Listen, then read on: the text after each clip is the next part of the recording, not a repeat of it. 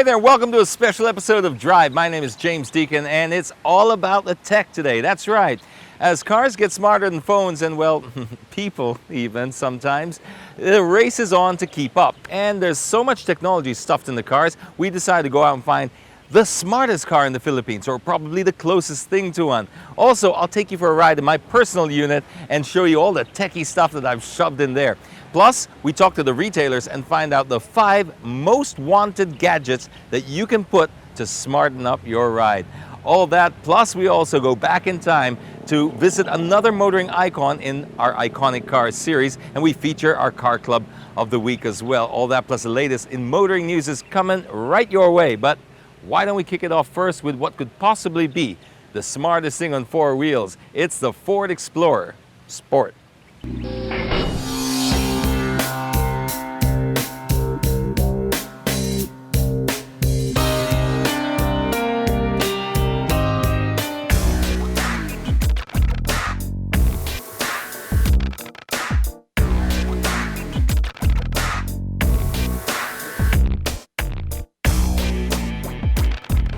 Hey there, what's up? Our first Tech Cars feature is finally happening, and as far as I'm concerned anyway, it doesn't get any more techy than the Ford Explorer that we've got here.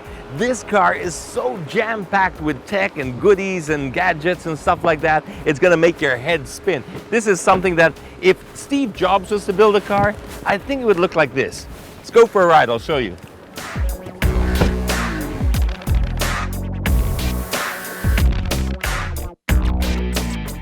The tech starts even before you enter the car because the key just in my pocket already allows me to open the doors and press a button just to start the car. Yeah, I know you've seen that before. Nothing new there. I love the convenience. I just love having the keys always in my pocket and pressing that button. So I like it.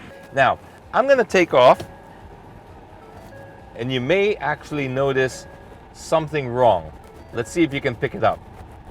Okay, it's this. I haven't put my seatbelt on, and that's uncool. And Ford think it's so uncool, they're not even gonna let you listen to music. It's good for you. So, you know what? I like the way it does it. It does a reward system rather than an annoying punishment system with a really horrible sound that just drives you insane.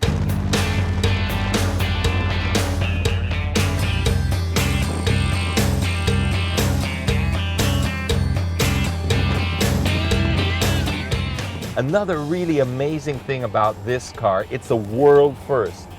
The seat belts, the ones in the back, not necessarily the ones here, is the first time that they include airbags within. They're inflatable. So if, God forbid, you're involved in an accident, the pain usually of a seat belt, that's enough to sort of dislocate a shoulder, mind you.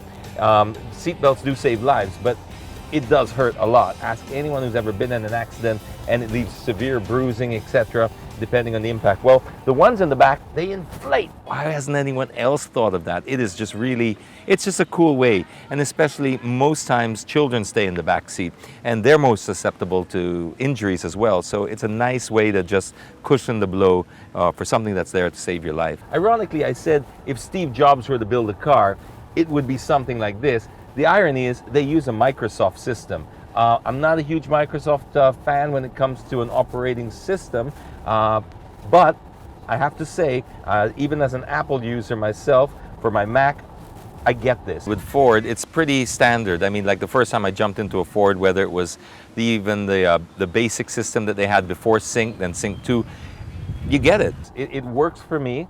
You can just talk to the thing like this. Please say a command. Phone. Phone, say a command. Bluetooth audio.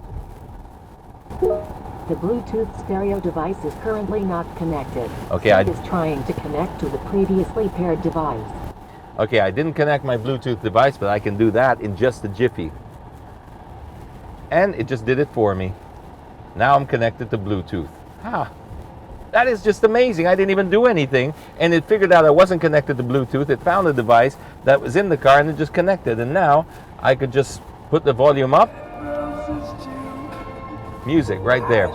So it's how intuitive it is. While I was even thinking about, okay, well, let me pull out my phone and try and pair it, it automatically did it. And after just a few seconds, it says Bluetooth audio found and paired. And That's great, right? I can ask it anything like Please say a command. phone, Phone. Say a command. call wife, Calling wife on cell. you don't have to take your hands off, you don't have to think, you don't have to fumble with your phone. It's all very user friendly. Now it's ringing. I'm just gonna kill that right there. It's the way that they make the experience so effortless.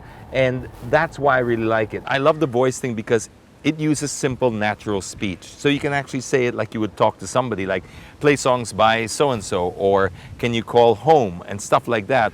You don't have to sound like a robot in order for it to understand you. And that's kind of cool. And I really use the feature a lot. So especially for looking for songs or calling somebody up, sometimes the phone's just in my pocket and it does it all for me. So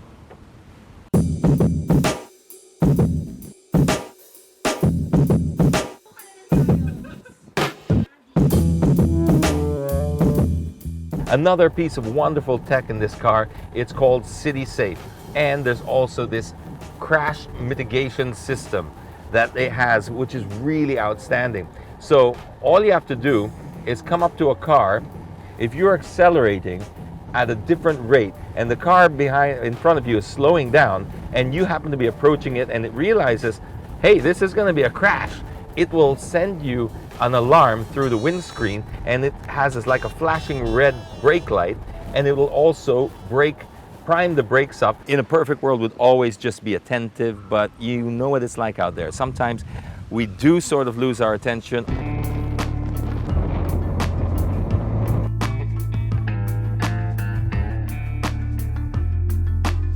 Another piece of tech in this car that's hidden underneath in the bones and in all the DNA of this car is something that they developed also with Land Rover. So when they had that marriage with Land Rover, they got a few goodies out of the divorce. So they kept the terrain response system.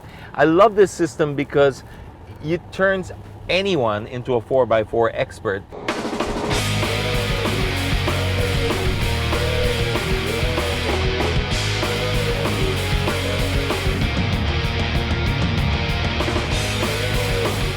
If you're on snow, if you're on gravel, if you're on mud like we are right now, it does all the correct settings for you so you don't have to think, because there is always been a skilled four-wheel driving. Obviously, when you're driving on mud, it's completely different characteristic to driving on snow.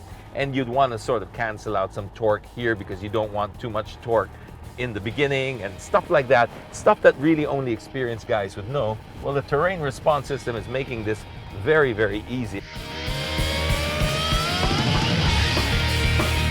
All right, so we're gonna check out the parking assistant. I just have to press a simple button, and now the car is scanning for a parking space on the right side. So it's as cool as that. I could sit here with my hands off and the car is now parking itself.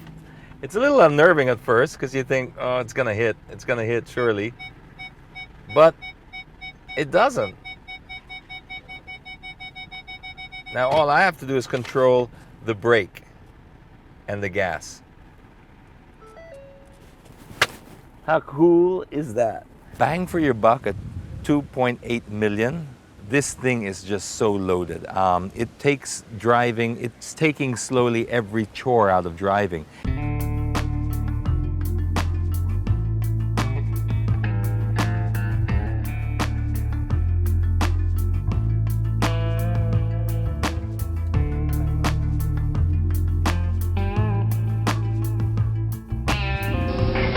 Well, that's a Ford Explorer Sport, possibly the smartest thing on four wheels, at least locally, and for 2.8 million bucks, what a great drive that car is. Okay, coming up after the break, we check out the latest in motoring news.